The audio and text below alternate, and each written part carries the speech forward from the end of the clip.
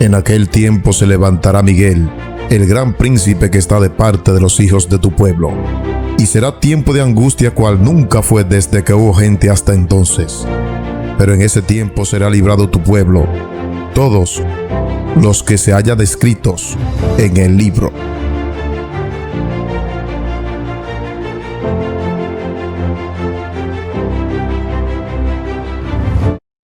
Bien, amados hermanos, hoy vamos a analizar la llamada a la hora undécima. Vamos a estar analizando a profundidad a Mateo capítulo 20, desde el versículo 1 hasta el 8, y nos vamos a dar cuenta que ese grupo de la hora undécima, Dios lo va a utilizar para alumbrar la tierra con su gloria. Está representado en Apocalipsis 18 por el mensaje del cuarto ángel, y eso lo vamos a profundizar a raíz de la Biblia y del espíritu de profecía, la llamada a la hora undécima. Les invito para que juntos vayamos a Dios por medio de una oración. Amante Padre que estás en los cielos, me escondo detrás de la roca que es más grande que yo, que es Cristo Jesús, para que no me vean a mí, sino que vean a Cristo Jesús y Él solo sea exaltado desde ahora y por la eternidad. Prepara nuestras mentes para poder asimilar tu palabra. Bendice a los hermanos en la ancha faz de la tierra. En el nombre de Jesús. Amén. Bien, quiero exhortarle que este tema va a estar dividido en dos partes, porque es un poco largo y no quiero aburrirle, aunque la palabra de Dios no debería aburrirnos. Así que vamos de inmediato a analizar la llamada a la hora undécima, y creo en lo particular por los estudios que he hecho que este grupo es un grupo selecto que está representado en Apocalipsis 18 por el cuarto ángel. Y nos vamos a dar cuenta en nuestro estudio que este cuarto ángel, representado por los obreros de la hora undécima, viene a reforzar el mensaje del tercer ángel. No viene a contradecir el mensaje del tercer ángel, viene a reforzarlo, porque la mensajera del Señor dice que ha habido un rodeo, un descuido en la proclamación del mensaje del tercer ángel. Entonces Dios se ve en la necesidad de levantar un movimiento representado por los obreros de la hora undécima. Y eso es lo que vamos a descubrir aquí en Mateo capítulo 20, versículos del 1 hacia el 8. Así que preste atención. El material va a estar disponible como siempre para que usted pueda analizarlo. Bien. Antes de entrar en materia, quiero compartir con ustedes una declaración de la hermana White, donde ella nos dice qué debemos hacer con la Biblia, con la palabra de Dios. Vamos a ver lo que ella misma dice textualmente. Lea conmigo el libro El Otro Poder en la página 41. Allí dice la palabra de Dios lo siguiente: debemos cavar más hondo en la mina de la verdad. Alabado sea Dios. ¿Qué es lo que debemos hacer? Debemos cavar más hondo en la mina de la verdad. Aquí la mensajera nos exhorta que tú y yo debemos cavar como cuando el obrero está buscando un tesoro, ¿verdad? Cava profundamente hasta hallar el tesoro, pues Dios tiene para estos últimos días un gran tesoro sumergido en su palabra, y solo aquellos que estén cavando profundamente lo van a encontrar. Ninguna persona que esté leyendo las Sagradas Escrituras superficialmente va a encontrar el tesoro de la verdad en un mundo de tantos errores. Así que si tú y yo queremos ser parte de ese grupo que va a descubrir la verdad, porque Dios tendrá verdades nuevas en estos últimos días. Sí, la luz de la aurora del creyente va en aumento hasta que el día esclarezca. Así que, amados hermanos, siempre en todos los tiempos Dios levanta luz nueva. Claro, esa luz nueva nunca va en contradicción con la luz vieja, sino más bien viene para apoyar la luz vieja. Es decir, siempre está en armonía con la luz vieja. Y eso es lo que vamos a ver en nuestro tema. Pero debemos para eso cavar bien profundo en la palabra de Dios, según nos aconseja la mensajera del Señor. Bien, hay otra declaración, ya entrando en materia, del por qué Dios se va a ver en la necesidad de levantar ese movimiento de los obreros de la hora undécima, que es lo que vamos a ver en Mateo capítulo 20. Y la mensajera del Señor da un consejo muy eficaz para nosotros. Vamos a leerlo en Palabra de Vida del Gran Maestro en la página 98, y quiero que usted lo lea en pantalla conmigo. Dice así: en cada época hay un nuevo desarrollo de la verdad, un mensaje de Dios al pueblo de esa generación. Las viejas verdades son todas esenciales. La nueva verdad no es independiente de la vieja. Ahí lo estamos viendo, lo que acabo de decir. Sino un desarrollo de ella. Es únicamente comprendiendo las viejas verdades cómo podemos entender las nuevas. Cuando Cristo deseó revelar a sus discípulos la verdad de su resurrección, comenzó desde Moisés y de todos los profetas, y les declaraba en todas las escrituras lo que de él decían. Pero es la luz que brilla en el nuevo desarrollo de la verdad la que glorifica lo viejo. Aquel que rechaza o descuida lo nuevo no posee realmente lo viejo. Para él la verdad pierde su poder vital y llega a ser solamente una forma muerta. Así que si nosotros rechazamos la luz nueva que Dios nos está dando en estos últimos días, no podemos decir que tenemos luz vieja, según lo dice aquí el espíritu de profecía. Y vemos que cuando Jesús iba a hablar de su resurrección y de los padecimientos, él comenzaba desde Moisés, o sea, acudía a lo viejo. Siempre que se levanta una persona con una luz nueva, ustedes como creyentes, amados hermanos, deben filtrar con un así dice Jehová, con un categórico a la ley y al testimonio, si esa persona está hablando lo cierto, ¿verdad? Porque reitero, siempre que Dios da una luz nueva, esa luz no contradice la vieja, al contrario, va en armonía con la luz vieja. Bien, entonces, aquí vemos en la declaración que acabamos de leer que la verdad es progresiva.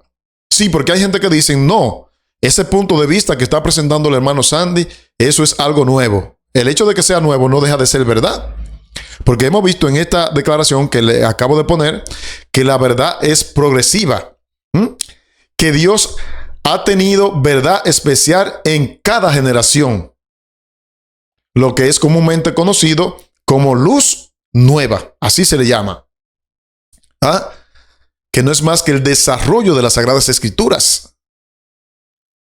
Ahora, si Dios tiene luz nueva, ¿cómo nosotros debemos aceptar esa luz? Bueno, debemos aceptarla como que viene de Él, amados hermanos, para que tú y yo podamos estar entonces en armonía con las Sagradas Escrituras. Ahora, voy a hacer una pregunta que siempre me gusta hacer pregunta en los temas. ¿Qué pasará con los que solo creen, pero rechazan la verdad? ¿Qué pasará con ese tipo de persona? Y recuerden, nuestro tema es la llamada a la hora undécima, pero estamos asentando las bases para que podamos estar claros de lo que dice las Sagradas Escrituras. ¿Qué pasará con los que solo creen, pero rechazan la verdad? Mis amados, hay muchas personas que dicen sí, que creen, pero cuando se les presentan las verdades, tal y como se están en las Sagradas Escrituras y en los testimonios, las rechazan abiertamente. Entonces vamos a ver qué pasará con ese grupo de personas. Dice aquí el conflicto de los siglos en la página 655 lo siguiente. Ustedes la pueden ver conmigo en pantalla. La verdad y la gloria de Dios son inseparables. ¿Cómo es la cosa? La verdad y la gloria de Dios son inseparables.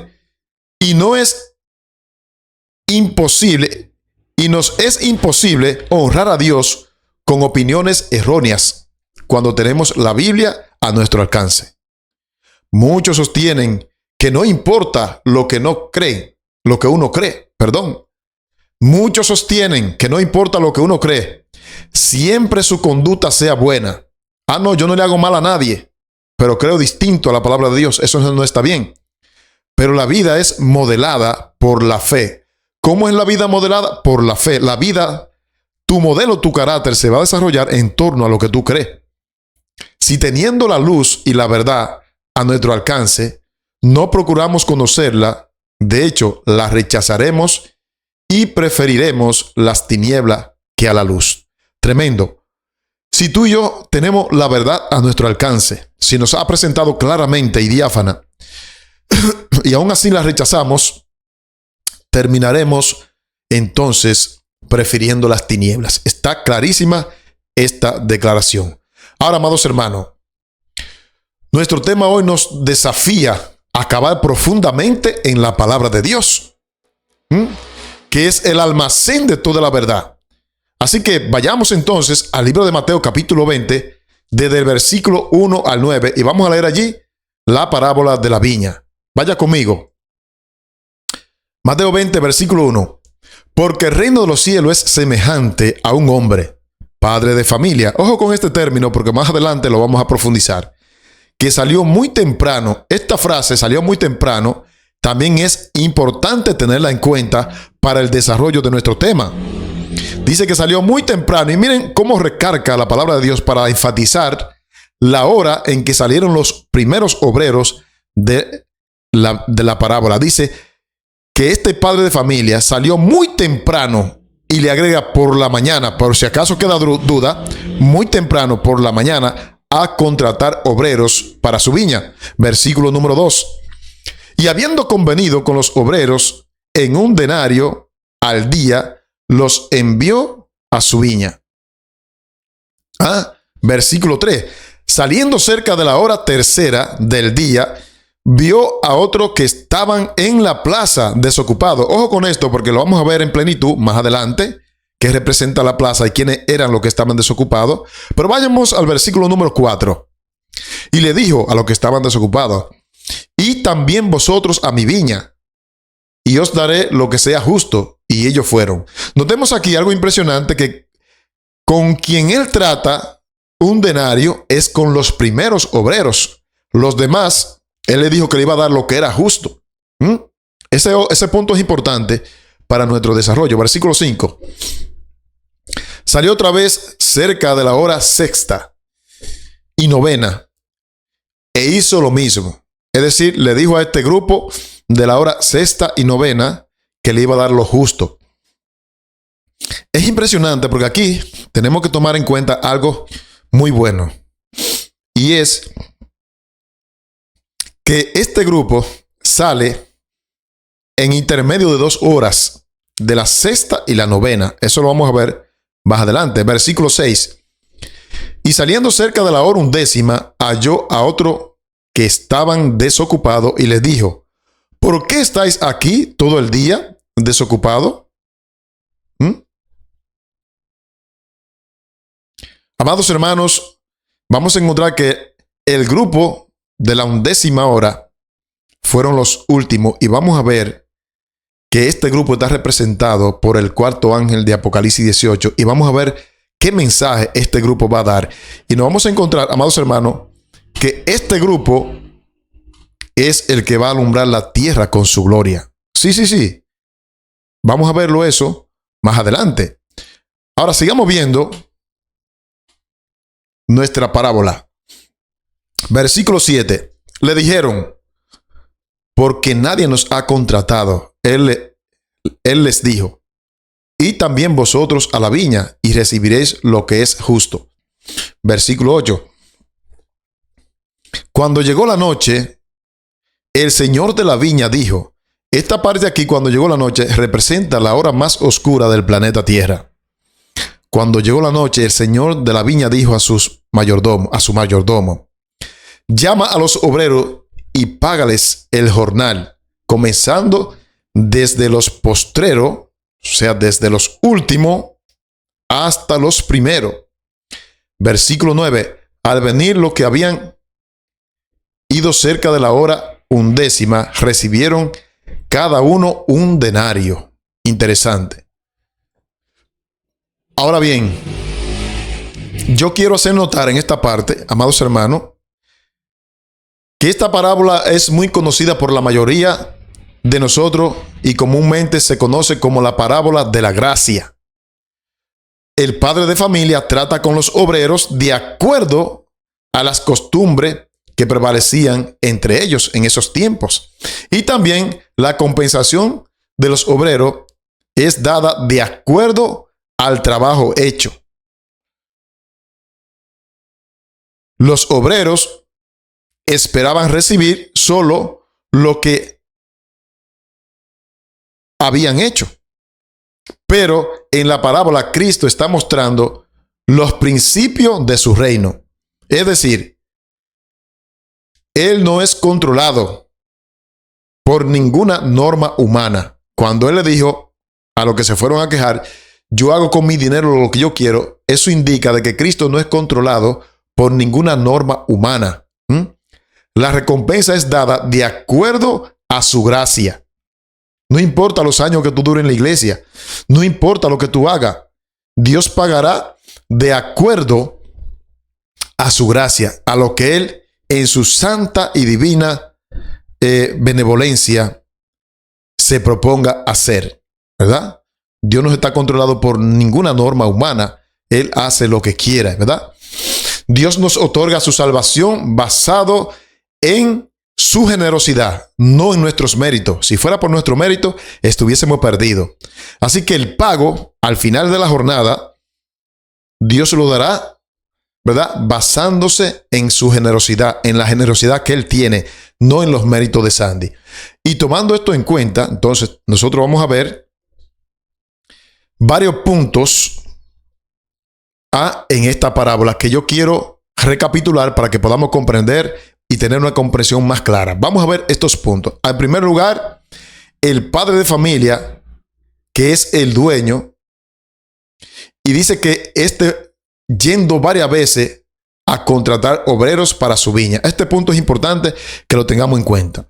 Número 2, notamos también que él salió en 5 tiempos diferentes. En 5 tiempos diferentes, y eso lo vamos a ver. Vamos a notar que hace la primera llamada temprano por la mañana, la segunda a la hora tercera, la tercera llamada la hace a la hora sexta, la cuarta llamada la hace a la hora novena y la última llamada fue hecha en la hora 11ª. Es interesante esos pasos, tomarlo en cuenta. ¿Por qué? Porque esto nos va a dar a nosotros un vestigio claro del tiempo en que tú y yo estamos viviendo. Si llevamos estos pasos claramente, nos vamos a dar cuenta en el tiempo que tú y yo estamos viviendo, en qué llamada estamos en la actualidad. Eso es importante llevarlo en cuenta para que nosotros podamos aprender el mensaje de esta parábola. Ahora, vamos a estudiar una profecía muy importante para nosotros y veremos que estamos aproximándonos a un tiempo cuando Dios va a llamar a un pueblo para terminar su obra. Y ese pueblo está representado por los obreros de la hora 11ª. Sí, así como lo oye. Así que, amados hermanos, vamos a plantearnos varias preguntas en nuestro tema. Y aquí yo quiero compartirla contigo. Número 1, ¿quién es el padre de la familia? Por eso es que voy a dividir el tema en 2, porque este material es muy profundo. Número 2, ¿quiénes son los obreros? En términos general. Número 3, ¿qué representa la viña? Número 4, ¿qué representa la plaza? Número 5, vamos a ver también el tiempo en que se va a llevar a cabo esta profecía o parábola. Sí, porque esta parábola tiene una proyección profética para nuestros días. Y todo eso lo vamos a ver en nuestro tema. Ahora, amados hermanos, vamos a nuestra primera pregunta. Y aquí mismo está la respuesta. ¿Quién es el padre de familia? Lea conmigo Palabra de Vida del Gran Maestro en la página 327 y dice así.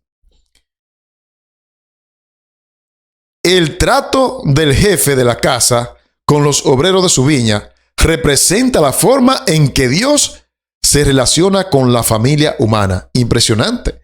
Entonces el padre de familia representa a Dios claramente. Aquí lo dice. El trato del jefe de la casa con los obreros de su viña representa la forma en que Dios se relaciona con la familia humana. Entonces ya tenemos respondida nuestra primera pregunta. ¿A quién representa el padre de familia? A Dios. Lo está diciendo la mensajera clara y diáfanamente. Ahí no hay perdedura, ahí no hay cita fuera de contexto. Está diciendo ella el trato del jefe de la casa con los obreros de su viña representa la forma en que Dios se relaciona con la familia humana. ¿Está claro o no está claro? Más que el agua. Vamos a nuestra próxima pregunta. ¿Quiénes son los obreros?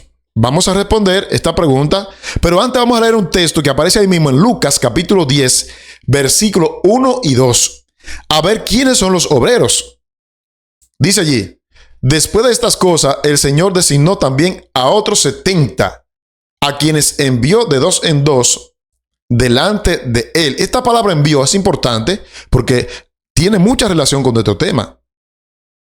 A toda ciudad, lugar donde él había de ir. Luego dijo, la mies a la verdad es mucha, mas los obreros pocos. Y ahora escuchen esta frase que es muy impresionante. Yo sé que usted la ha leído un montón de veces, pero esta frase le va a ayudar a usted a entender lo que vamos a decir al final. Rogad al Señor de la mies que envíe obreros a su viña. En realidad, esta versión es la 1960 de la Reina Valera, pero la versión original dice, rogad al Señor que envíe otros obreros a su viña.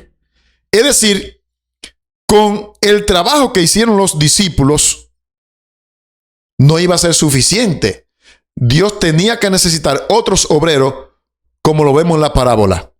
Por eso dice, rogad al Señor de la viña que envíe otros obreros. ¿Por qué? Porque la mies es mucha. Tomando esto en cuenta, entonces podríamos concluir, no con el tema, sino con nuestra pregunta, ¿quiénes son los obreros? Son todos aquellos que han sido enviados a predicar el evangelio y están divididos en los grupos que representan la parábola de la viña. Y eso lo vamos a ver en más detalles.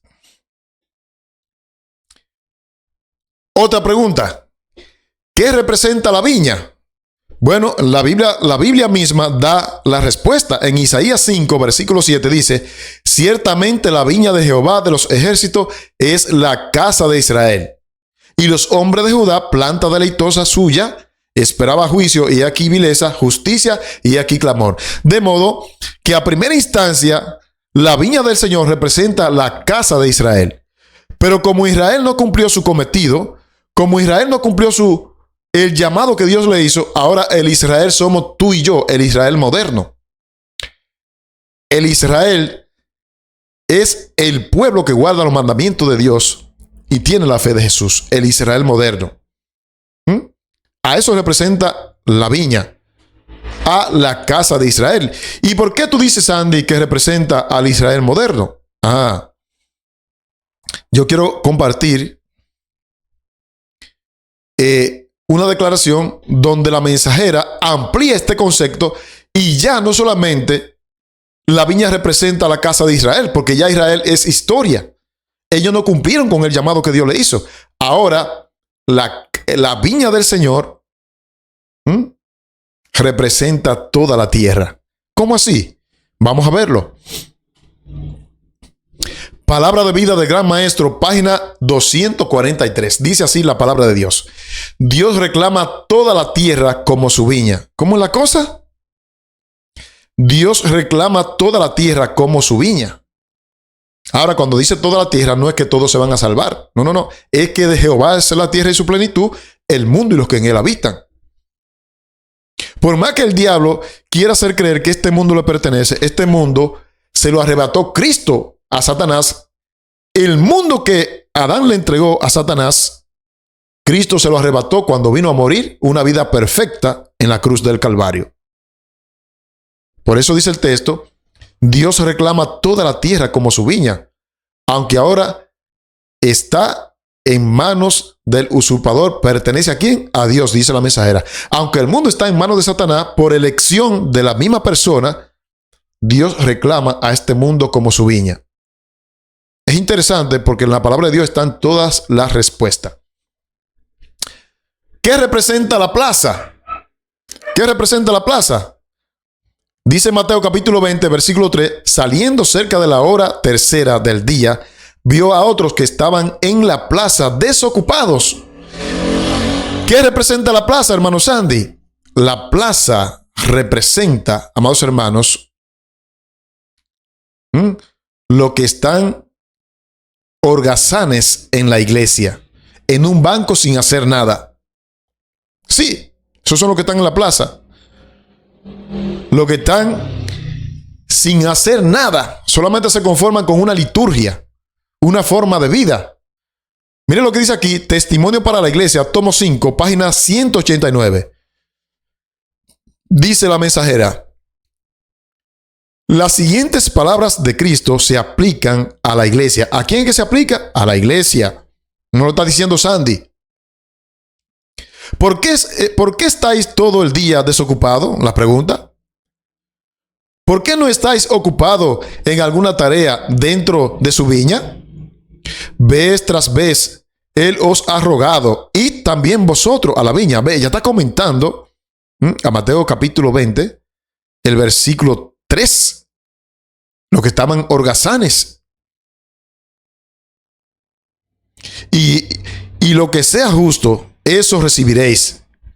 Pero este gentil llamado del cielo ha sido descuidado. Ha sido descuidado, amados hermanos, por la gran mayoría.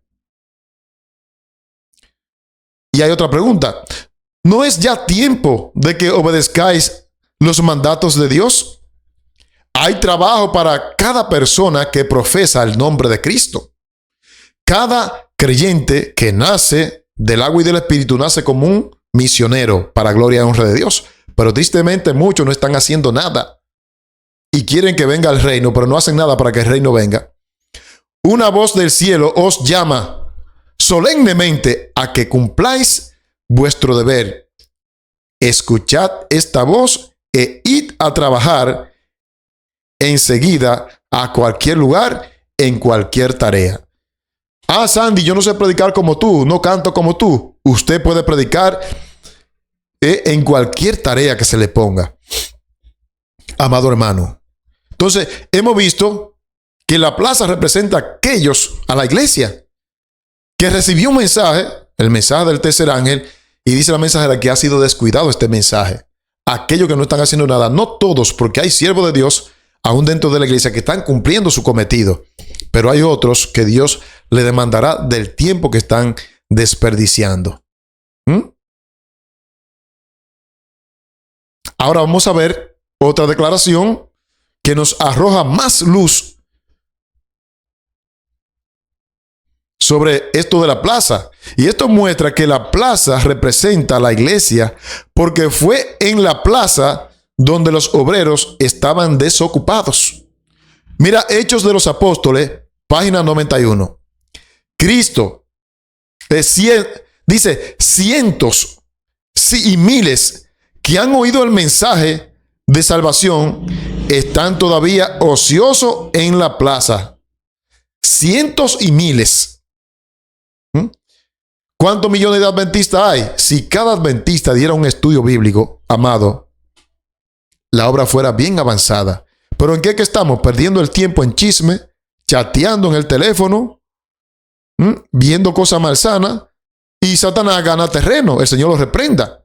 Pero aquí dice cientos y miles que han oído el mensaje de salvación, están todavía ociosos en la plaza, en la iglesia, cuando podrían estar empleados en algún ramo del servicio activo. A los tales Cristo le dice, ¿por qué estáis aquí todo el día ocioso? Y añade, y también vosotros a mi viña. Mateo 20, 6 y 7. ¿Por qué muchos más no responden al llamado? ¿Es porque se consideran excusados por el hecho de no predicar desde el púlpito? Ah, no, aunque tú no te inviten en la iglesia, sal para la calle a tocar puerta. Eso no es una excusa. Ah, a mí no me invitan, ya me voy a quedar tranquilo. No, invéntate un canal, comienza a predicar, haz lo que sea, pero comienza a predicar.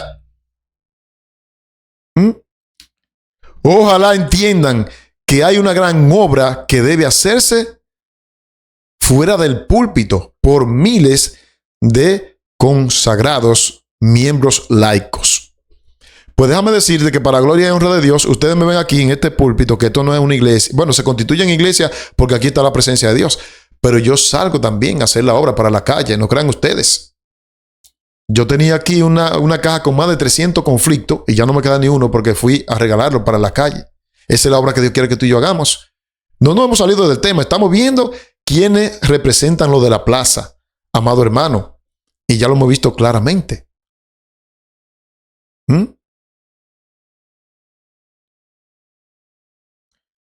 Entonces estamos claros que el padre de familia es Dios.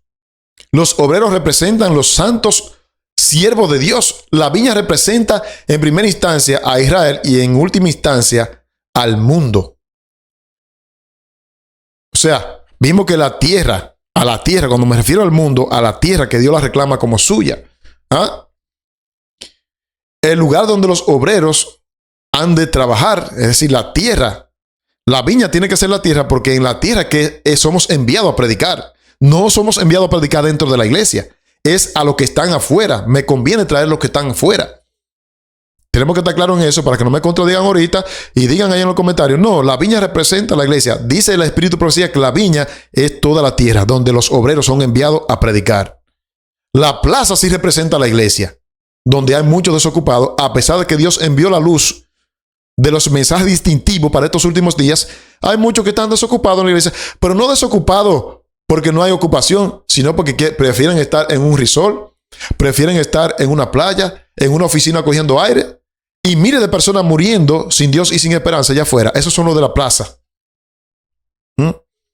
Porque en la plaza es donde el padre de familia va a contratar a los obreros y los envía a la viña, que es el campo de la tierra. Tremendo, hermano. La palabra está más clara que el agua. No se le puede quitar ni añadir. Ahora bien, vamos a encontrar en nuestro estudio que la parábola de Mateo capítulo 20 debe verse desde la perspectiva del reloj de Dios. Cómo se marcaban la hora en los tiempos que fue contada esta parábola, que era con el sol. Era con el sol que se marcaban los horarios. Y vamos a encontrar que aquí habían varios grupos que son los representados por los obreros de la viña que fueron enviados. Y vamos a encontrar aquí varios grupos. Vamos a encontrar que el primer grupo está representado por los judíos, por Israel. Sí, el primer grupo dice la parábola que fue enviado temprano, porque quienes recibieron el primer llamado para predicar el evangelio, Dios colocó a Israel en un punto estratégico para que ellos fueran una luz para las naciones. Pero tristemente, ellos no cumplieron el cometido. Por eso ustedes ven que aquí, que en el reloj profético, ellos son enviados de primero. Y tenían la verdad del santuario, que era como ellos predicaban. Desde Moisés hacia atrás no tenían escritura. La escritura apareció, dice el conflicto de los siglos, desde Moisés para acá. Pero Dios se revelaba a ellos por medio de sacrificio. Desde antes de Moisés ya los sacrificios existían. Y Dios les hablaba a ellos de la venida de Cristo y de su mensaje a través del sistema sacrificial. Ya cuando aparece Moisés, Dios le dice a Moisés, me harán un santuario y habitaré en medio de ellos. Por eso ustedes ven aquí que en el reloj profético, ellos son los primeros en recibir el llamado. Así que los judíos, los israelitas, representan el primer grupo de la parábola de Mateo capítulo 20, que tenían la luz del santuario. A través del santuario, Dios les revelaba a ellos su gloria, todo lo que Él quería. Todo el evangelio eterno que debían llevar a las demás naciones estaba representado en la verdad del santuario. Interesante. Y eso lo vemos nosotros en el reloj profético. Por eso debemos verlo, esta parábola, de acuerdo a la luz del reloj que se usaba en esos tiempos. Así que esta parábola de Mateo capítulo 20 principalmente tiene que ver con la porción del día. Es decir, desde el amanecer hasta la puesta de sol. Ustedes notan que el padre salió muy temprano en la mañana. Y luego en la puesta de sol es que le dice a su siervo, ven, tráelo a los obreros para que ajustemos cuenta. Eso es interesante porque eso tiene una representación espiritual en cuanto al último grupo que Dios va a levantar para proclamar las verdades que van a alumbrar la tierra con su gloria. En los tiempos de Cristo y aún en algunos países que se encuentran cerca de la línea ecuatorial, nosotros podemos ver, el día era regulado por el sol, como yo le había mencionado. Y por consiguiente, el tiempo se medía en esta forma. Una hora después que el sol salía, se le llamaba la primera hora del día. La segunda hora, después de que el sol salía, se le llamaba la segunda hora del día. Y así sucesivamente, hasta que el sol se ponía. Esos principios lo encontramos en la parábola que Cristo contó en Mateo capítulo 20, según el reloj antiguo, que es este que estamos viendo aquí en pantalla, mis amados hermanos. Y claro, vamos a ir sucesivamente subiendo. Ya le he mencionado que el primer grupo de la parábola fueron los judíos y lo voy a demostrar con el espíritu de profecía. Y después de ello vamos a ver cuál fue el segundo grupo, porque está todo aquí en el reloj. Y el tercer grupo y el cuarto. Sí, todo eso lo vamos a ver, amados hermanos, a plenitud en nuestro tema. Vamos a leer en San Juan capítulo 11, versículo 9. Este principio que hemos visto en el reloj profético, que el sol era el que regulaba las horas, el día. Dice aquí en San Juan 11, 9, respondiendo Jesús, ¿no tiene el día 12 horas? El que anda de día no tropieza, porque ve la luz de este mundo. De modo que esta declaración deja bien claro que el mismo Cristo tenía este principio, por el cual todavía hoy el pueblo de Dios se rige. El mundo hoy en día, en diciembre, cuando celebran la fiesta pagana de la Navidad, tira el llamado cañonazo a las 12 de la noche, porque el mundo entero está engañado con el vino de Babilonia. Pero la Biblia muestra que fue la tarde y la mañana un día, y que cuando el sol se oculta, eso da paso a otro día. Por eso nosotros como pueblo de Dios recibimos el año a la puesta de sol, como recibimos el sábado. Cada día que transcurre lo recibimos, el que viene más adelante, a la puesta de sol. Y Cristo tenía este principio bien en mente. Mira también lo que dice en Juan 9, versículo 4. Mas es necesario hacer las obras del que me envió, entre tanto que el día dura. La noche viene cuando nadie puede trabajar. De modo que los obreros estuvieron trabajando durante el día. Porque después de la noche nadie puede trabajar. ¿Por qué hago hincapié en esto? Porque por la misericordia de Dios todavía está de día.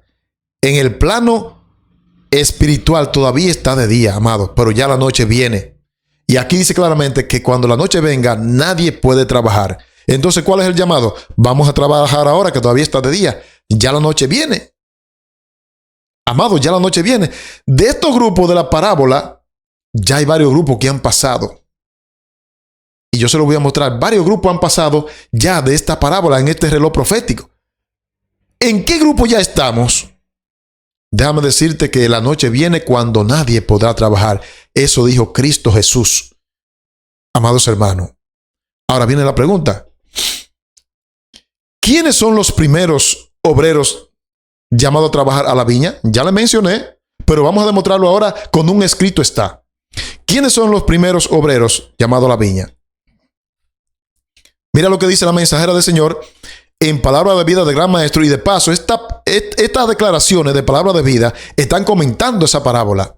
Dice, los judíos habían sido llamados primero a la viña del Señor. ¿Quiénes? Los judíos. Lo dice Sandy. No, lo está diciendo la profeta del Señor.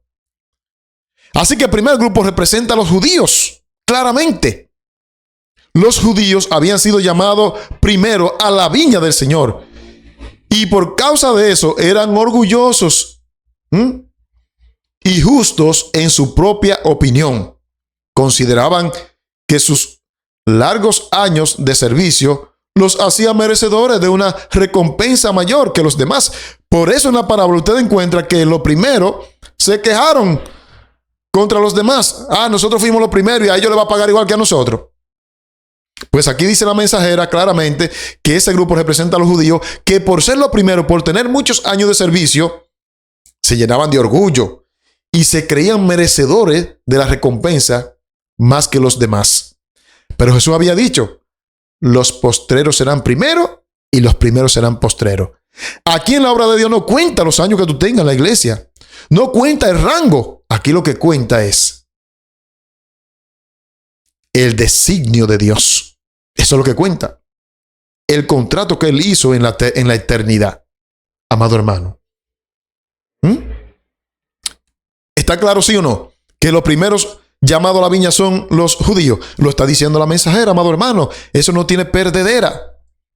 Entonces, como le había mencionado, este grupo que está aquí, donde estoy señalando con el clic, que tenían la verdad del santuario, que esas verdades llegaron hasta la muerte de Cristo. Recuerdan ustedes que cuando Cristo fue crucificado, el velo del templo se rasgó por la mitad, dando a entender de que los sacrificios habían cesado.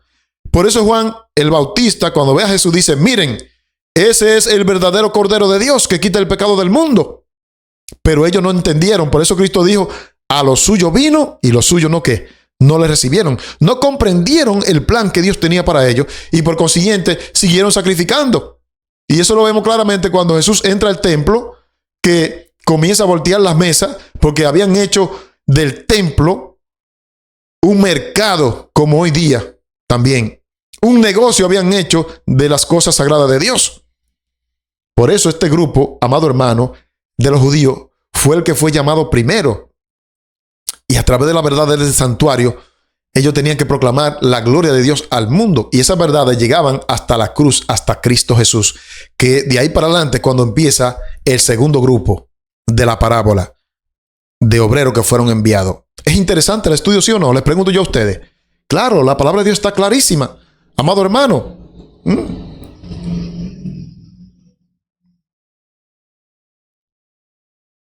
Ahora, ¿cuándo llamó el padre de familia a Israel? ¿Cuándo? De acuerdo a la parábola, ellos fueron contratados temprano por la mañana, cuando el sol estaba saliendo. Eso es interesante en la parábola porque eso significa que la verdad estaba fresca a través de las luces del santuario, a través de la verdad que ellos conocían. La verdad estaba fresca.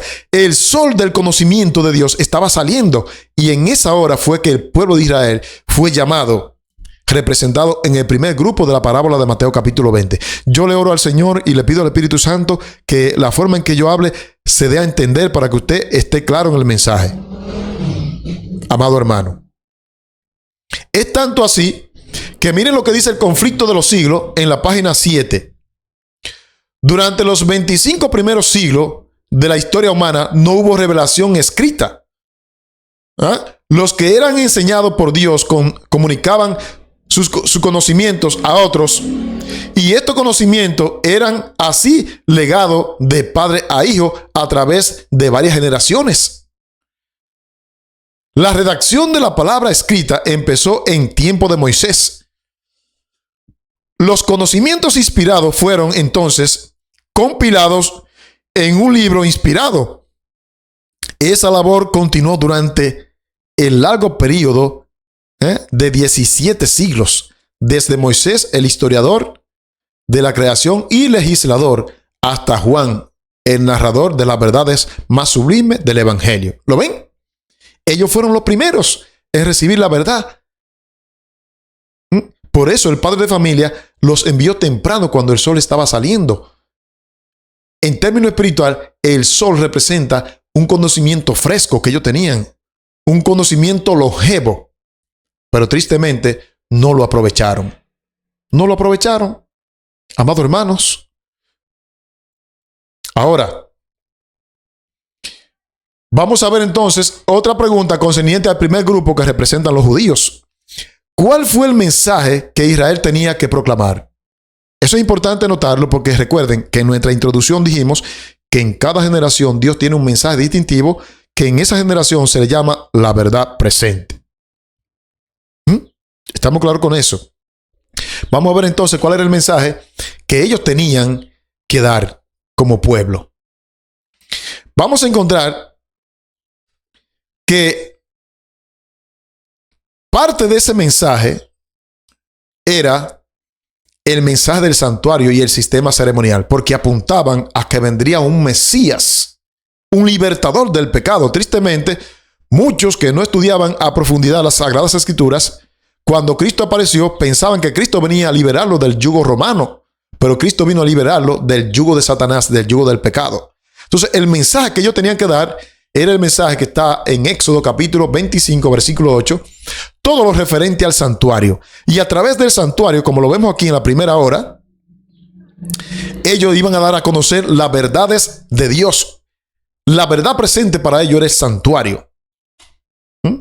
Y aunque comenzaron a hacerlo y duraron muchas generaciones haciéndolo, tristemente esto no les sirvió para nada porque fueron decayéndose hasta quedar muy poco. Tanto así que vemos en la historia que en la Canaán terrenal, solo Josué y Caleb pudieron entrar. Los demás quedaron postrados en el desierto, dice Pablo. Ni el mismo Moisés, por causa del pueblo rebelde, pudo entrar. Pero Dios tenía algo mejor preparado para Moisés, que era la patria eterna. Alabado sea su nombre. Vamos a ver entonces en Hechos de los Apóstoles, en la página 12, el mensaje que este primer grupo, que eran los judíos, debía proclamar. Dice allí: todo el sistema de tipos y símbolos era una profecía compacta del Evangelio. Tremendo. De modo que el Evangelio estaba sintetizado en las verdades del santuario. Según Hechos de los Apóstoles, página 12.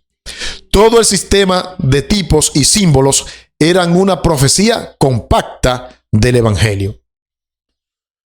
El Evangelio en su tiempo era enseñado a través de las verdades del santuario y el sistema sacrificial. Porque el Evangelio era Cristo. Todos los símbolos del santuario apuntaban al Mesías venidero, que era Cristo Jesús.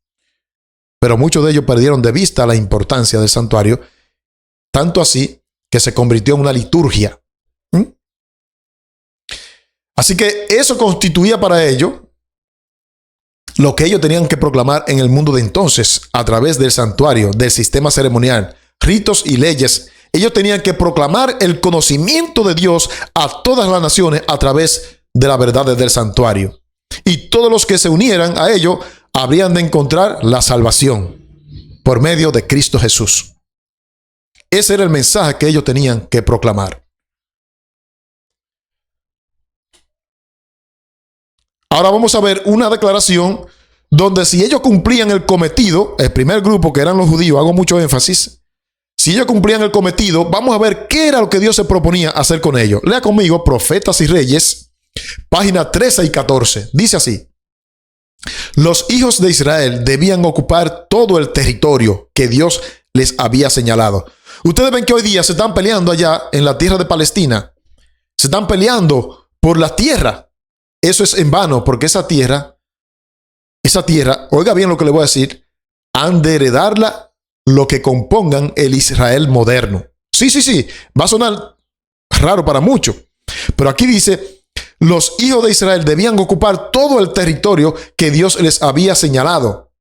Las naciones que habían rehusado a adorar a Dios, al Dios verdadero, debían ser despojadas hasta que su reino abarcase el mundo entero. Ahora, vamos a encontrar en nuestro estudio que todas las promesas que Dios le hizo al pueblo de Israel y que no se cumplieron porque ellos no cumplieron el cometido, todas esas promesas, ojo hermano y oído, se van a cumplir con todo lo que sean fieles al cometido hoy día, al Israel moderno. Alabado sea Dios. Voy a repetir. Todas las promesas que Dios le hizo al pueblo de Israel y que ellos no alcanzaron por su desobediencia, todo lo que sean fiel en la última historia de este planeta Tierra, todo lo que sean fiel del Israel moderno, van a alcanzar toda la promesa, incluyendo la posesión de los terrenos de la Tierra Santa. Sí, es profundo lo que estoy diciendo, pero tiene base bíblica y del espíritu de profecía. Así como lo oye, querido hermano. Mira lo que dice, ¿por qué no se cumplió en ello? Profetas y Reyes, página 14. Pero el Israel antiguo no cumplió con el propósito de Dios. Ahí está claro. No cumplió con el propósito de Dios. Ahora yo te pregunto, ¿será que la historia se va a repetir? No, en los últimos días Dios ha de levantar un grupo representado por los obreros de la hora undécima que van a alumbrar la tierra con su gloria. Sí, así como lo oye. El pueblo de Israel no obtuvo las promesas porque no cumplió con el cometido, con el propósito de Dios. Profetas y Reyes, página 14. Amado hermano, tú y yo estamos llamados para cumplir con el cometido. El objetivo principal de estos mensajes es que tú vivas vida santificada para honra y gloria de Dios. Es que tú vivas vida consagrada para gloria y honra de Dios. Y así tú cumpla el cometido por el cual tú fuiste llamado. Y tú seas parte de ese movimiento que va a alumbrar la tierra con su gloria. Y esto podemos verlo en varios pasajes de la Biblia, como ellos no cumplieron con el propósito de Dios. Por ejemplo, el grito de lamento del mismo Jesús en Mateo capítulo 23, versículos 37 y 38 dice: Jerusalén, Jerusalén, que matas a los profetas y que apedreas a los que te son enviados. He aquí vuestra casa os he dejada desierta. No se cumplieron las promesas porque eran rebeldes. Dios enviaba profetas, lo mataban. Enviaba mensajeros, lo mataban. Es como hoy día. Cada vez que Dios levanta un mensajero, una luz nueva, entonces los mismos de adentro se encargan de apedrearlo. Es triste la historia, pero es así. Mira lo que dice aquí en Mateo capítulo 21, versículo 33 al 45. Por tanto os digo que el reino de Dios será quitado de vosotros. Eso le dijo Jesús textualmente a ellos, y será dado a gente que produzca los frutos de él. Venía un segundo grupo que está representado en la parábola de Mateo 20, en los obreros de la viña. Porque el primer grupo, que eran los judíos, no cumplieron. Y ahora dice Jesús: por tanto os digo que el reino de Dios será quitado de vosotros y será dado a gente que produzcan frutos. Y oyendo sus parábolas, los principales sacerdotes y fariseos entendieron que hablaba de quiénes, de ellos. Ustedes ven que ellos representan el primer grupo en la parábola de Mateo capítulo 20. Ellos mismos entendieron que hablaba de ellos. Tremendo. Ahora vamos a ver otro grupo en nuestra parábola que estamos analizando. La parábola de Mateo capítulo 20, la parábola de los obreros de la viña. Vamos allá. Mateo 20, esta vez, versículos 3 y 4. Y saliendo cerca de la hora tercera del día, vio a otro que estaban en la plaza desocupados. Y le dijo: id también vosotros a mi viña, y os daré lo que es justo. Y ellos fueron. Interesante, porque aquí dice que ellos fueron.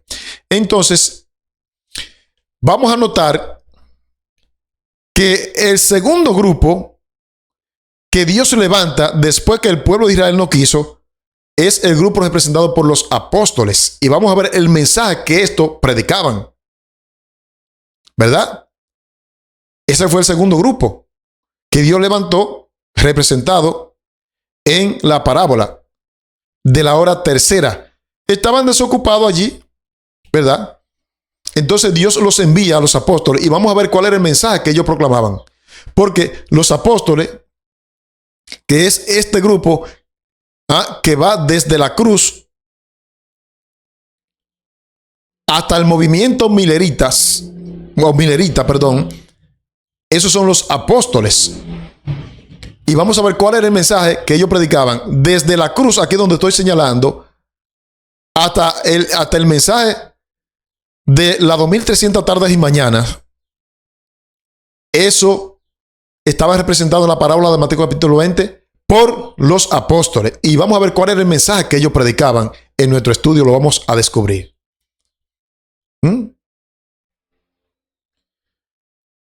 Y vamos a ver por qué Dios lo levantó a los apóstoles. Lea conmigo Hechos de los Apóstoles en la página 14.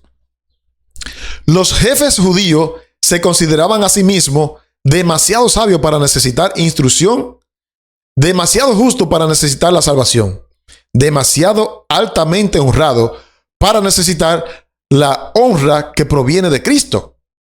El Salvador se apartó de ello para confiar a otros los privilegios que ellos habían profanado y la obra que habían descuidado.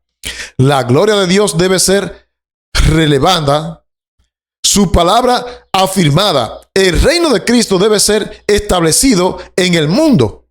La salvación de Dios debe darse a conocer en las ciudades del desierto. Y los discípulos, ¿quiénes? Los discípulos fueron enviados o llamados para realizar la obra que los jefes judíos no habían hecho. ¿Está clara la palabra? El segundo grupo fueron los discípulos, los apóstoles. Y el mensaje que ellos predicaban era Cristo crucificado, Cristo resucitado y muy pronto a venir. Ese era el mensaje de los apóstoles. Cristo crucificado y Cristo resucitado. Ese fue el segundo grupo que aparece en la parábola de Mateo capítulo 20 en la hora tercera. ¿Ah? En la hora tercera, amados hermanos. Repito, los discípulos fue el segundo grupo que Dios levantó en la hora tercera de la parábola de Mateo capítulo 20. Está más claro que el agua, amados hermanos. Ahora, ¿a qué hora fueron llamados los apóstoles? Yo lo acabo de decir. Pero en el reloj profético, en el reloj de Dios, ¿a qué hora fueron llamados los apóstoles? Y esa es la pregunta que nos atañe ahora. Sabemos que el sistema ceremonial llegó a su fin en la cruz. Así que la llamada próxima había de hacerse alrededor del tiempo de la crucifixión. Por eso encontramos que la misma hora en que Jesús muere, y lo vamos a ver, es la misma hora en que los apóstoles son llamados, representados por el segundo grupo, a proclamar las verdades de los sufrimientos de Cristo, de su muerte y su resurrección. Entonces vamos a ver a qué hora ellos fueron llamados. Debemos notar de una manera significativa que el Señor fue crucificado a la hora tercera, como lo vamos a ver en Marcos capítulo 15, 25. ¿A qué hora fue crucificado? A la hora tercera. Vamos a verlo eso. Marcos 15, 25. Era la hora tercera cuando le crucificaron. ¿Está claro en la Biblia, sí o no? Claro que sí. Entonces, ¿es coincidencia que los apóstoles hayan sido llamados a la hora tercera como el segundo grupo? No, en Dios no hay coincidencia. Dios estaba enviando un mensaje que no solamente era para ellos, era para nuestros días. Muchos leen esta parábola y no le presentan atención a estos detalles. Es también interesante saber que los apóstoles mismos fueron contratados alrededor de la hora tercera del día.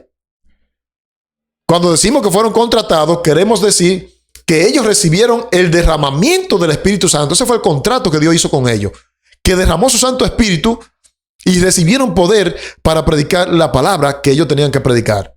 ¿Dónde está eso, Sandy? Vamos a verlo.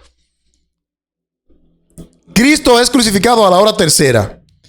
Y notamos que cuando son investidos del Espíritu Santo, Pedro y los apóstoles comienzan a proclamar en la hora tercera. Por eso ellos son representados en la parábola de Mateo capítulo 20 como el segundo grupo. Vamos a leerlo en Hechos capítulo 2, versículos 14 y 15. Dice así, Hechos capítulo 2, versículos 14 y 15, dice lo siguiente.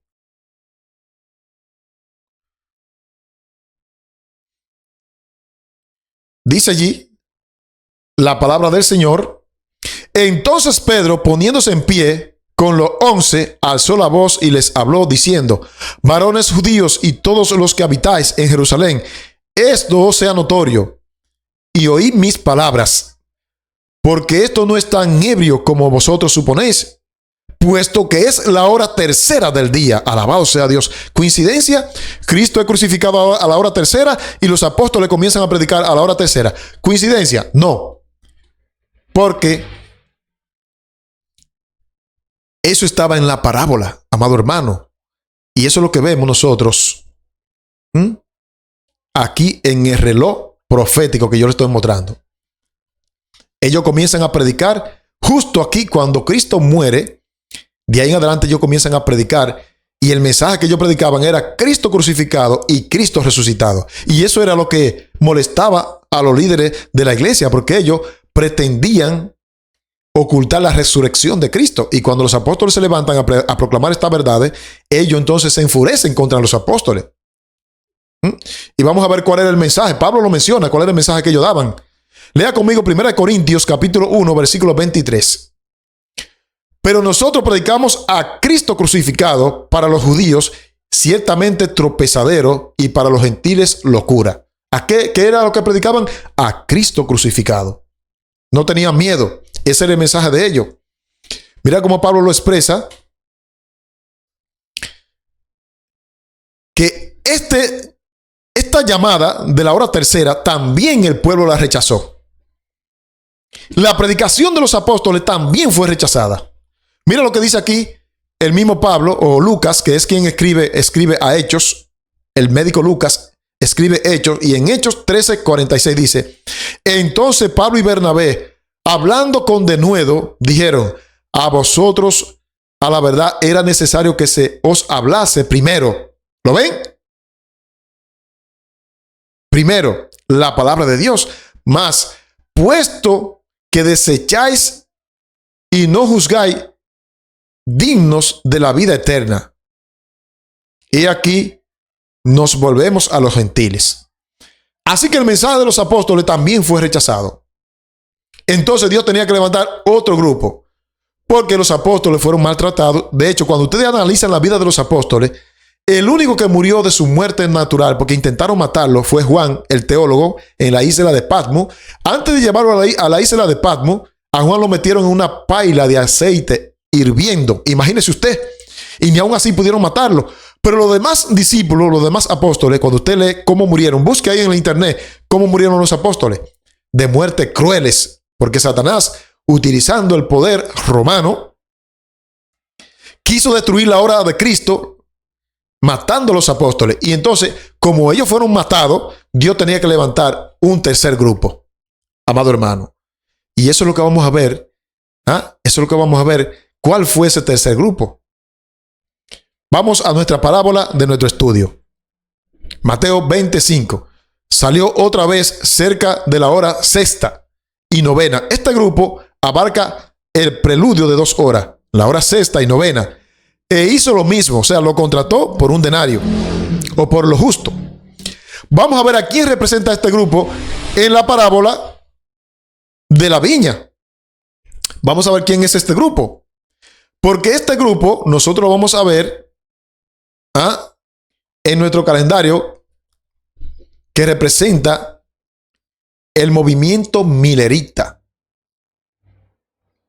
Porque con el paso del tiempo, la mayoría de los cristianos bajó las normas después que los apóstoles fueron muertos, se apartó de la sencillez del evangelio y se mezcló con el paganismo, como veremos en la siguiente declaración. Por ejemplo, mire Conflicto de los Siglos, página 435. ¿Cuál fue el origen de la gran apostasía? ¿Cómo empezó a apartarse la iglesia de la sencillez del evangelio? Conformándose a las prácticas del paganismo para facilitar a los paganos la aceptación del cristianismo. Para aumentar el número de sus convertidos, se rebajó el alto nivel de la fe cristiana. Y el resultado fue que una ola de paganismo anegó la iglesia, trayendo consigo su costumbre, prácticas y sus ídolos. Así fue como el paganismo entró a la iglesia, cómo se corrompió la iglesia. Esa iglesia que levantaron los apóstoles. Entonces, ¿qué tenía Dios que hacer? Levantar otro grupo. Y ese grupo fue el grupo milerita, como lo vamos a ver en nuestro estudio, en nuestro reloj. Así que tenemos entonces que el segundo grupo que fue levantado por los apóstoles desde aquí de la cruz para predicar el mensaje Cristo crucificado y Cristo resucitado, pero como ellos fueron maltratados, entonces Dios tenía que levantar otro grupo, y ese grupo no fueron los reformadores como muchos dicen, porque los reformadores lo único que hicieron fue repetir el mensaje de los apóstoles. Cristo y su justicia es la salvación. Eso era lo que hacían Martín Lutero. De hecho, las 95 tesis estaban basadas en la justificación por la fe, en que la gloria de Dios abate la gloria del hombre, haciendo por el hombre lo que el hombre no puede hacer por sí mismo, y es salvarse. Eso es justificación por la fe. Así que los reformadores no fueron el tercer grupo. El tercer grupo fueron el movimiento milerita, que comenzó a predicar, a investigar las 2300 tardes y mañanas. Que es este grupo que ustedes ven aquí, representado en Daniel 8:14. Lo ven ahí, como lo estoy señalando, en el reloj profético de Daniel 8:14. ¿Qué ocurrió? Este agricultor comenzó con una concordancia a investigar la palabra de Dios ¿Mm? Y comenzó a estudiar Daniel 8:14, la profecía de las 2300 tardes y mañanas. Y ese fue el movimiento que Dios levantó en tercer lugar, el movimiento milerita. Comenzaron a estudiar las profecías, y llegaron a la conclusión de que Cristo podía venir en el año 1000. Pusieron varias fechas, en el año 1843, luego 1844. Pero el evento no se equivocó. Quienes se equivocaron fueron ellos. Porque como dije en un tema anterior, tengo un libro llamado La mano de Dios al timón, y dice allí que Guillermo Miller se emocionó tanto que leyó a Daniel capítulo 7, donde dice que él vio un hijo de hombre que venía en las nubes. Y Guillermo Miller, con sus buenas intenciones, con sus buenas emociones, comenzó a proclamar que Cristo venía, que Cristo venía. Así que cuando llegó el 22 de octubre y no vino, los que no estaban de corazón adorando a Dios se desencantaron y se fueron. Pero dos compañeros, uno de ellos llamado Irán Exon, iban pasando por un maizal. E Irán Exon vio cuando el cielo se abrió y vio que Jesús pasó del lugar santo al lugar santísimo. Y dijo, aquí está el detalle. Él no venía a la tierra porque ellos creían que la tierra era el santuario. Él venía hasta el anciano de día. Y cuando Irán Exon se devolvió y le dio la noticia a los demás, incluyendo a Guillermo Miller volvió al texto y notó que el texto decía que el Hijo del Hombre venía hasta un anciano de días. Y ahí comprendieron que la tierra no era el santuario. Ese fue el tercer grupo que Dios levantó, que comenzaron a proclamar, ¿verdad? Apocalipsis capítulo 14, versículos 6 y 7. Teman a Dios y denle gloria, que la hora de su juicio ha llegado. Comenzaron a proclamar ese mensaje después de darse cuenta que ellos se habían equivocado. Entonces entendieron, cuando Irán Exon vio que Cristo pasó del lugar santo al lugar santísimo, comenzaron a proclamar el mensaje del primer ángel. Amados hermanos, creo que más claro ni el agua. Más claro ni el agua. Y ahí se lo estoy poniendo los datos en pantalla, amado hermano. Cómo ellos estudiaron a Daniel 8:14. Ahora, vuelvo y les recargo, no pueden representar a los reformadores porque los reformadores no tuvo un mensaje nuevo. Cada grupo representado en la parábola de Mateo capítulo 20 tenía un mensaje nuevo, pero los reformadores no tenían un mensaje nuevo. La justificación por la fe no era nueva. Pablo predicaba la justificación por la fe. Ese grupo no representaba a los reformadores porque hay algunos intérpretes que dicen que el tercer grupo de la parábola de Mateo capítulo 20 de los obreros de la viña representa a los reformadores. Falso de toda falsedad. Miren lo que dice Conflicto de los Siglos en la página 453. Entre todos los movimientos religiosos habidos desde los días de los apóstoles, ninguno resultó más libre de imperfecciones humanas y engaños de Satanás que el del otoño de 1844. Ninguno. Los que se desencantaron tuvieron evidencia porque Irán Exon se le mostró cómo Cristo pasó del lugar santo al lugar santísimo. Pero los que se desencantaron no quisieron volver, cogieron otra cosa como excusa y se pusieron a formar otros grupos. Ahora mismo, después del transcurso de muchos años, todos los que tomaron parte en aquel movimiento y han permanecido firmes en la verdad, sienten aún la santa influencia de tan bendita obra y dan testimonio de que ella era de Dios. Se confundieron, Cristo no vino. Y mucha gente ahí en la internet nos acusa, los adventistas son ponedores de fecha. No, eso no es así. La fecha estaba correcta. Lo que no estaba correcto era la interpretación que ellos le estaban dando. Ellos se equivocaron. Pero cuando la iglesia adventista nace como iglesia, la iglesia adventista no pone fecha. Puede que aparezca uno o dos hermanos que pongan fecha, pero la iglesia adventista no pone fecha. Y la verdad del movimiento del lugar santo al lugar santísimo es una verdad que ha ejercido una influencia hasta nuestros días. De modo, amados hermanos, que ellos, los mileritas, comenzaron a estudiar a Daniel 8:14, repito, donde dice hasta 2300 tardes y mañanas y luego el santuario sería purificado. Entonces se dieron cuenta, después que Dios les mostró a Irán Exon, de que se trataba del lugar santísimo y no de la tierra. Ahora quiero darte una aclaración. En parte ellos tenían razón porque en todas las figuras del santuario que representaban a Cristo, cuando Dios le dijo a Moisés, mira, hazlo conforme al modelo que se te ha sido mostrado, entonces todo lo que se movía en el santuario representaba a Cristo Jesús. De modo que Cristo, el Cordero, moría en el altar de sacrificio. Y Cristo, que representaba al Cordero, muere en el Gólgota. De ahí que el Gólgota representa de algún modo el altar de sacrificio, donde muere el Cordero de Dios.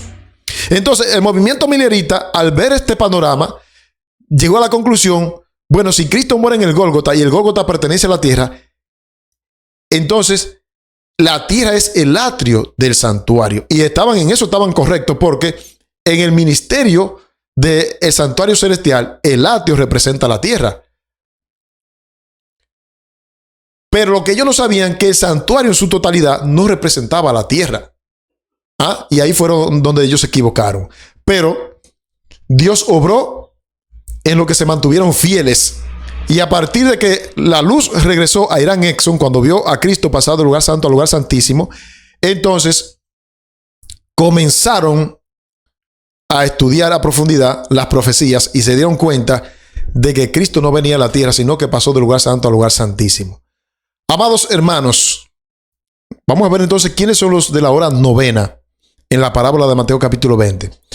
Después que Guillermo Miller y su movimiento desapareció, entonces únicamente un movimiento con una verdad profética nueva revelada después de Guillermo Miller y sus colaboradores fue la Iglesia Adventista del Séptimo Día, surgiendo en 1844. Entonces, ¿cuál es el mensaje? Bueno, en el reloj profético vamos a darnos cuenta que este grupo comienza a predicar una verdad distintiva. ¿Cuál fue el nuevo desarrollo de esa verdad? De los obreros de la hora novena, que representan a los adventistas del séptimo día. Bueno, la iglesia ha estado proclamando el mensaje del tercer ángel, el juicio investigador,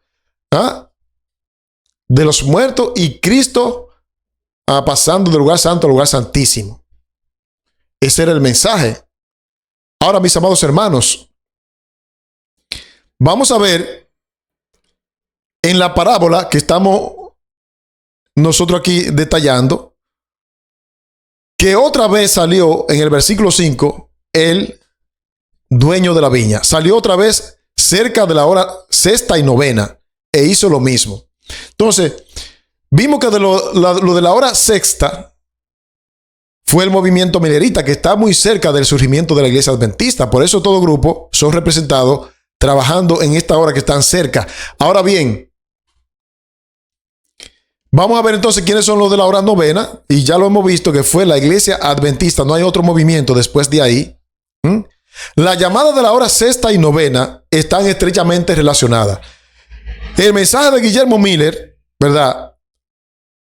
Después que Irán Exxon vio a Cristo pasado del lugar santo al lugar santísimo, está muy relacionada con lo de la hora novena, que es la iglesia adventista del séptimo día. Y están estrechamente relacionados. Y bíblicamente hay una relación íntima con estas dos, con las dos llamadas, la de la hora sexta y la hora novena. Ahora, las otras son mencionadas independientes. Ustedes ven que son mencionadas independientes, pero cuando se mencionan en la parábola, dice que estos obreros salieron a la hora sexta y novena, dando a entender de que estos dos movimientos están cerca. Eso está claro en la palabra de Dios. Y eso fue lo que vimos en los versículos que ya hemos leído. Así que las dos llamadas, la novena, están en el mismo contexto del año 1844. Y se termina un movimiento y da paso al otro inmediatamente. El Señor levanta el movimiento adventista del séptimo día. Y eso es lo que estamos viendo en nuestro estudio, amados hermanos. Ahora, los mismos seguidores de Guillermo Miller, que no se desanimaron hasta el punto de asistir en su fe, llegaron a ser adventistas del séptimo día también. Ellos decidieron que iban a estudiar de nuevo las Sagradas Escrituras y llegaron a la conclusión que estaba correcto en cuanto al movimiento que hizo Cristo del lugar santo al lugar santísimo. Y ellos se unieron entonces, cuando surgió Elena de White, a el movimiento adventista. Entonces, a partir de allí, lo que la hermana de White empezó a predicar fue el mensaje de los tres ángeles, que es el grupo representado por la hora novena. Ese fue el mensaje que comenzó a predicar, el mensaje de los tres ángeles. Pero notemos algo muy importante, amados hermanos, que después de los obreros de la hora novena, Dios hace una última llamada, llamada a la hora undécima, y es donde están los obreros de la hora undécima, que se ha hablado tanto en la internet, pero no se entra en detalle, y eso es lo que vamos a ver a continuación. Entonces vamos a ver quiénes son los obreros de la hora undécima. ¿Por qué Dios tiene que hacer una llamada de emergencia justamente antes de la puesta de sol? Que representa cuando ya la historia de este mundo se está terminando. ¿Por qué? Vamos a ver lo que dice la mensajera del Señor en el libro Testimonio para los Ministros, en la página 86. Está cundiendo en el mundo la impresión de que los adventistas del séptimo día están dando a la trompeta un sonido incierto y que están siguiendo la senda de la mundanalidad. Cuando Dios llamó a Elena de White, comenzaron los fieles a proclamar los mensajes de los tres ángeles, pero con el paso del tiempo la iglesia se ha ido corrompiendo nuevamente. Entonces Dios tiene que llamar a los obreros de la hora undécima. ¿Por qué? Porque dice aquí, está cundiendo en el mundo la impresión de que los adventistas del séptimo día están dando a la trompeta un sonido incierto y que están siguiendo la senda de la mundanalidad. Hermano, eso lo estamos viendo a diario. Eso lo estamos viendo a diario con todas las apostasías que están entrando a la iglesia, sin espíritu de atacar. Entonces Dios tiene que levantar un movimiento, ya que el movimiento adventista, y esto es lo que estoy diciendo, me estoy metiendo en agua caliente, entonces Dios tiene que levantar un movimiento. El movimiento de la hora novena, en lugar de estar haciendo la obra que Dios quiso que se hiciese, que son los adventistas del séptimo día, preparándose y preparando a otro para el encuentro de Cristo Jesús, está siguiendo la senda de la mundanalidad, dice la mensajera del Señor. Y eso es triste, amados hermanos. Mira lo que dice Mensaje Selecto, tomo 1, página 146. ¿Cuál es nuestra condición en este tremendo y solemne tiempo? ¡Ay, cuánto orgullo prevalece en la iglesia! ¡Cuánta hipocresía! ¡Cuánto engaño! ¡Cuánto amor al vestido, a la frivolidad y a las diversiones! Eso no es lo que se está viendo. ¿Cuánto deseo de supremacía? Todos estos pecados han nublado las mentes de modo que no han sido discernidas las cosas eternas. Mientras que la mundanalidad, el libertinaje, la frivolidad, las diversiones y la supremacía reina dentro de la iglesia, dice que de este modo, amados hermanos, no han sido discernidas las cosas eternas, el mensaje que Dios tiene para estos últimos días. Y como no han sido entendidas, Dios levantará un movimiento que está en Mateo 20, ilustrado por los obreros de la hora undécima.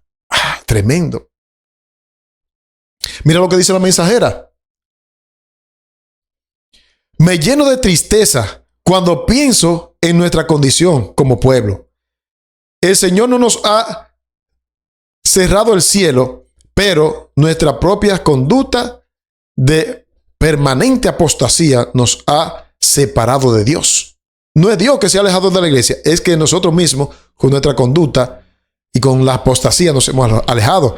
El orgullo, la codicia, el amor al mundo, han vivido en el corazón sin temor a la expulsión o a la condenación. Pecados dolorosos cometidos con presunción se manifiestan entre nosotros y sin embargo la opinión general es que la iglesia está floreciendo, tremendo, y que existe paz y prosperidad espiritual en todos sus términos. Eso es lo que se dice. La iglesia ha dejado de seguir en pos de Cristo, su líder, y está volviendo firmemente hacia Egipto.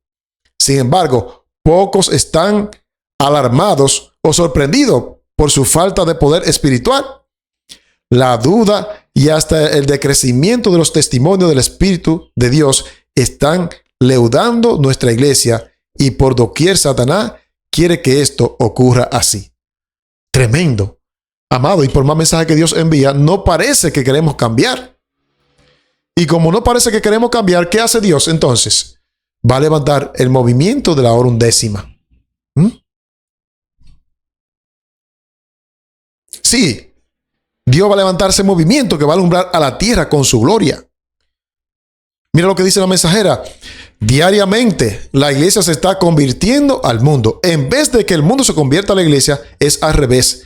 La iglesia se está convirtiendo al mundo. Palabra de vida del Gran Maestro, página 256, para que no me acusen de que soy yo que lo estoy diciendo. Yo solamente estoy leyendo lo que dice la palabra del Señor. Dios tiene que hacer algo. De otra manera, amados, tanto el mundo como la iglesia se perderán. Si Dios no interviene, el mundo y la iglesia se perderán juntos. Así que Dios va a tener que mandar otros obreros a la viña, que son los obreros de la hora undécima. ¿Y quiénes son ellos?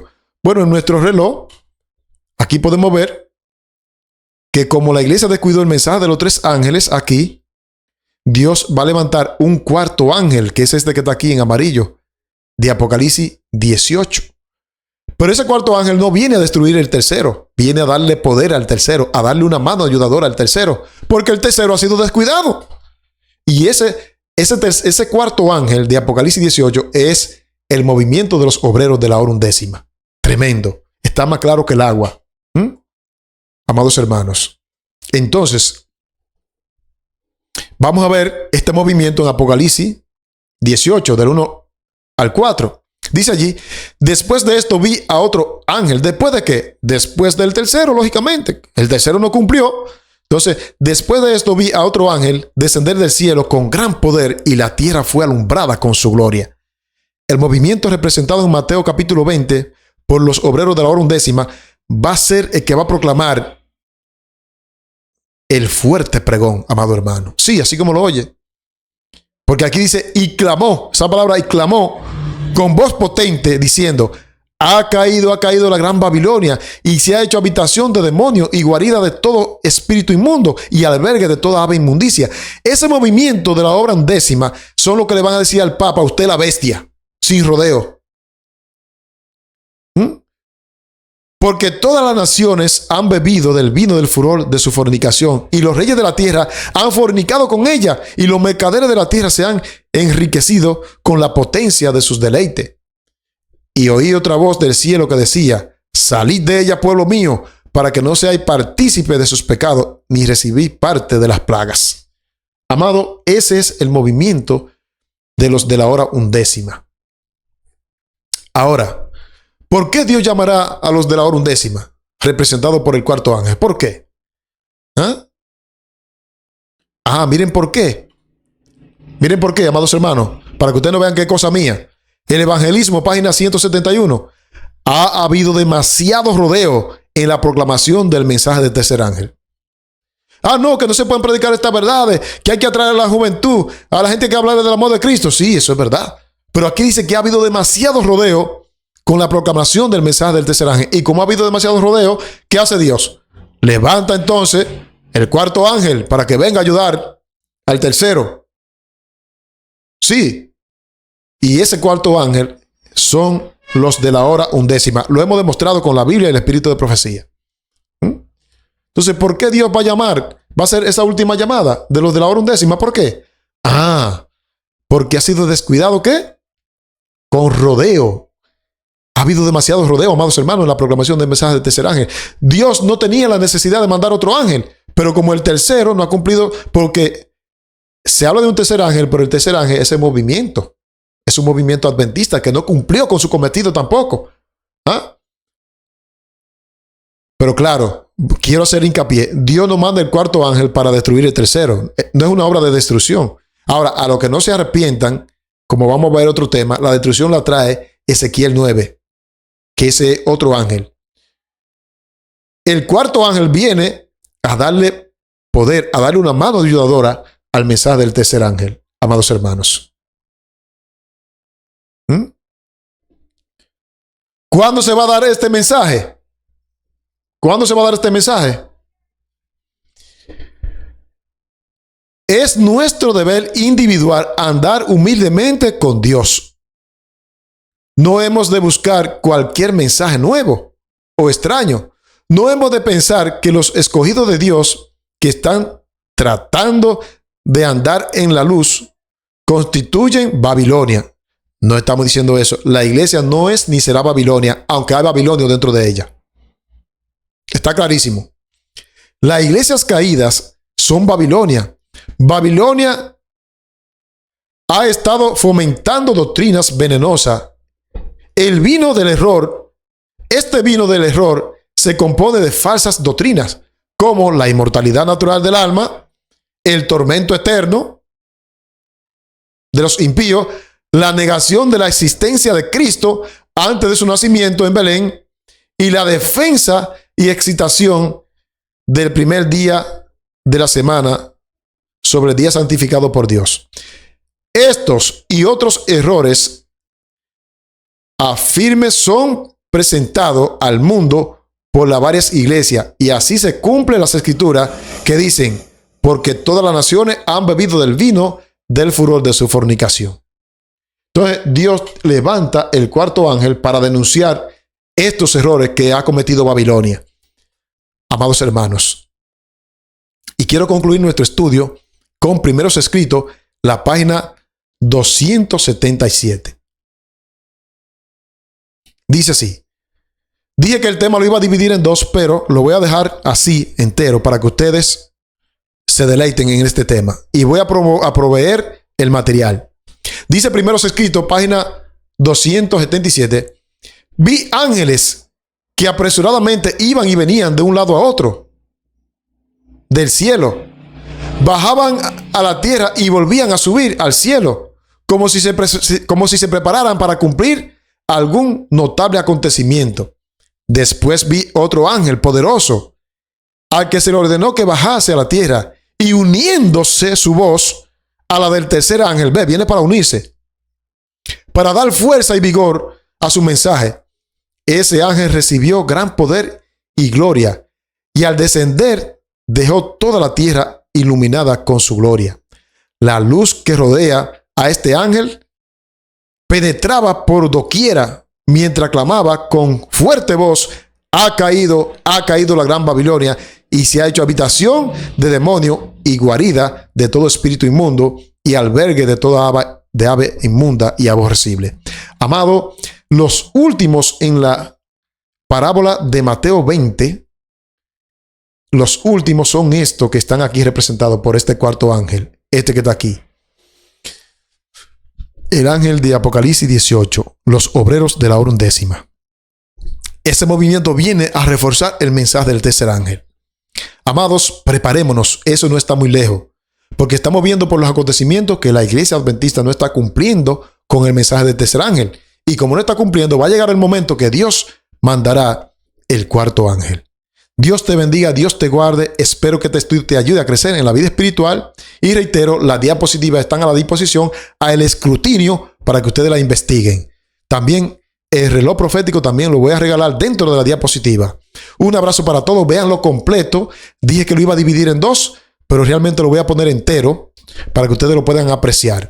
Dios te bendiga, Dios te guarde. Un abrazo, vamos a orar. Amante Padre, gracias por tu amor, por tu misericordia. Te rogamos que tú abras la mente de los hermanos a la comprensión de este mensaje. Gracias en el nombre de Jesús. Amén. Amados hermanos, recuerden, nosotros dependemos en primer lugar de Dios y de ustedes, nuestro ministerio de sostén propio. Por lo tanto, necesitamos sus ayudas. Así que Dios me le bendiga. Un abrazo y nos veremos en otro tema. Bye. En aquel tiempo se levantará Miguel, el gran príncipe que está de parte de los hijos de tu pueblo. Y será tiempo de angustia cual nunca fue desde que hubo gente hasta entonces. Pero en ese tiempo será librado tu pueblo, todos los que se hallan descritos en el libro.